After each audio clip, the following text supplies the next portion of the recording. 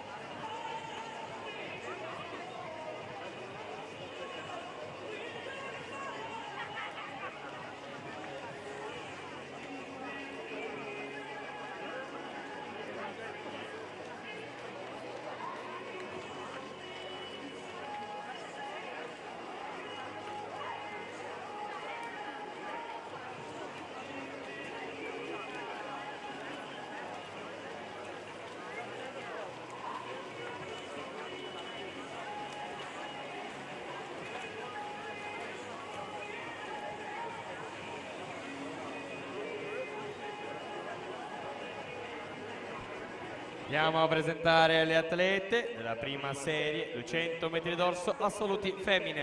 In corsia numero 1 Elena Buttignon, Nottoli nuoto 74. Corsia numero 2 Anna Porcari, Team Veneto. Alla 3 Elena Pravato, Nord-Est H2O. Corsia numero 4 Deborah Bernardi, Idros. Alla 5 Greta Pavan, Team Veneto. Corsia 6 Elena Corti, Nuoto Club Brebbia. Alla 7 Nicole Boccalon, GIS Pordenuoto. Corsia numero 8 Sara Flavia Strib, Idros.